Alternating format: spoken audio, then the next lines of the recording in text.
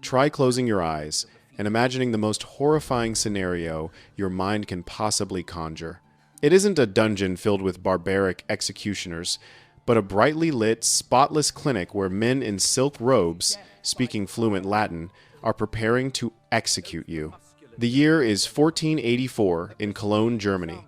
The air in the room is thick with the scent of beeswax candles mixed with another terrifying smell, burning flesh. On the operating table lies Margareta, a young and beautiful woman. What was her crime? She didn't kill anyone, she didn't steal, and she wasn't a witch. Her only crime was daring to feel pleasure when being intimate with her husband. In the eyes of the divine healers of the Middle Ages, that was a sign of the devil. Lead physician Johannes Hartl calmly holds a red-hot iron rod, nodding to his colleagues. The corruption must be burned away. Only fire can restore her natural humility. Margareta's ear-piercing screams echo into the void, but no one comes to save her. Because this isn't torture. This is medicine. Welcome to the darkest chapter of human history, where the cruelest monsters were called healers. What makes Margareta's story truly haunting isn't her painful death 6 days later from infection, but the attitude of the men holding the knives. They felt absolutely no guilt. On the contrary, they proudly recorded this case as a brilliant achievement of contemporary medicine. Margareta died, but she died in obedient submission, exactly as God intended. Can you believe it? For nearly 1,000 years, an entire European civilization operated on a sickly belief. Women were a defective version of men. From the prestigious lecture halls of Paris to the solemn monasteries of Bologna, the intellectual elite of the time all chanted the same truth.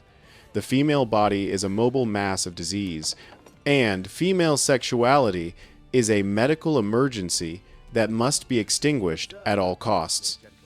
What I am about to tell you is not an urban legend. It is the naked truth recorded in the very diaries and goatskin-bound medical textbooks of the great minds of that era.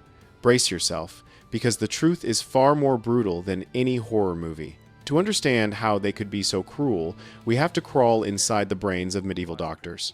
Topping the list of terror-mongers was Constantinus Africanus, the shining star of 12th century medicine.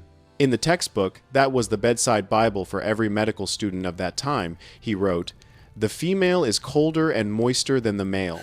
They lack the natural heat, therefore their womb is a cesspool, generating toxic fumes that poison the blood and rot the mind."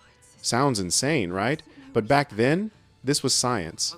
They believed women were born with a biological sin. One of the most common diagnoses of the time was furor uterinus, womb fury. Doctors believed the woman's uterus was a wild beast that could detach itself and wander around the body. It pressed on the heart, causing shortness of breath, climbed to the brain, causing madness, and the only way to call it back to its place? Torture its owner with pain and foul smells, so the beast would be scared back into its lair. A ridiculous logic, but the consequences were bloody. But the madness didn't stop there.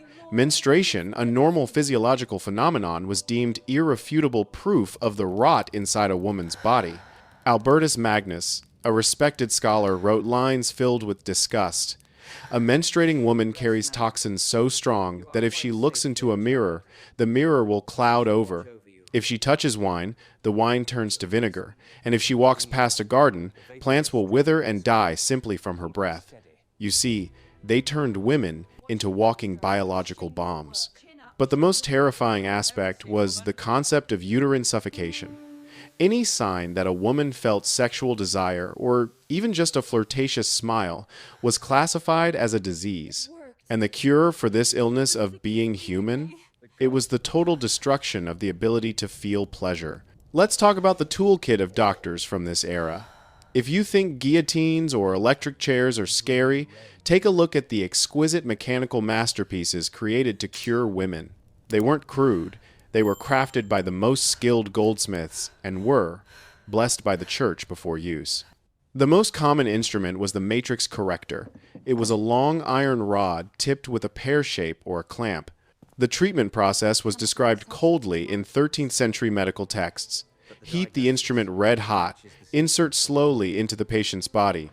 Do it very slowly so she feels the purification bit by bit. Her screams are the sound of the demon of lust fleeing. Imagine that pain. No anesthesia, no painkillers, only the sound of the doctor praying mixed with the sizzling of burning flesh. And they called that the mercy of God. If a case was deemed severe, meaning the woman had engaged in premarital sex or adultery, they would resort to the virginity restorer. The name sounds lovely, but in reality, it was a device with internal spikes. Their logic was, she has opened her body beyond what nature allows. Now we must create wounds so that when they heal, the scar tissue will shrink it back to a virginal state. This was punishment disguised as cosmetic surgery. The operation lasted for hours, the patient tied down tight, fully awake to learn the lesson of humility. Even Hildegard of Bingen, a woman, a respected nun, agreed with this brutality. She wrote about the use of womb clamps, metal devices that locked a woman's body shut for months, only opened when procreation was needed. The goal? To remind women that they are merely vessels, not participants in the act. Cruelty coming from one's own kind is the sharpest knife of all. But perhaps what makes my blood boil isn't the physical pain, but the systematic psychological humiliation. Medieval doctors were masters of dark psychology. They understood that to break a human being, the whip is not enough. You have to strike at their self-esteem. You have to make them feel humiliated to the bone. And so, the examinations of corruption were born. Imagine you are a woman suspected of being promiscuous. You are stripped naked, tied to a high platform in the middle of a university lecture hall. Surrounding you are hundreds of eyes, medical students, clergy, and curious onlookers who bought tickets to watch. The old professor holds a stick, pointing at the most private parts of your body, lecturing on the signs of the devil, darkened skin, imperfect shapes. Everything about you is turned into a joke, an example of depravity. You are no longer human. You are a living specimen, a textbook of sin. This humiliation didn't stop at the lecture hall. It crept into every bedroom. Doctors invented the correction of marital duties protocol. If a husband complained that his wife was too enthusiastic in bed, the doctor would intervene. They placed painful devices inside the wife and forced the husband to stand there and watch. The message was crystal clear. You are just a birthing machine. All pleasure is sin. The husband was granted absolute control, while the wife was stripped of ownership over her own body. Records from the Santo Spirito Hospital in Rome show that between 1,300 and 1,450, over 2,000 women underwent this procedure. They were turned into walking corpses, obediently submissive out of fear, and the doctors called it a resounding success. Now, let's talk about intelligent women, those who could read, write, and had independent thought. In the eyes of medieval medicine, these were the most incurable cases. Intelligence in women was considered a form of malignant tumor. Arnaldus de Villanova, a master of psychology, wrote an entire textbook on how to cure these women. His method? Cognitive correction. Sounds modern, doesn't it? But in reality, it was brainwashing. The patient was placed in solitary confinement, interrogated day and night. Every thought, dream, and ambition was recorded to be used as evidence against them. The mirror of corruption technique was the killing blow, forcing the woman to stare into a mirror and verbally abuse herself for hours. I am filthy. My intellect is the work of the devil. This process was repeated until she collapsed completely, believing she was truly trash. Why did this brutal system last so long? The eternal answer: money. Treating women became a super profitable industry in the 14th century. The demand from patriarchal husbands and fathers wanting to control their daughters was endless. Doctors built a pricing list that was chillingly detailed. Basic hysteria treatment equal to a craftsman's monthly wage. Intelligence cure? The price of a small farm.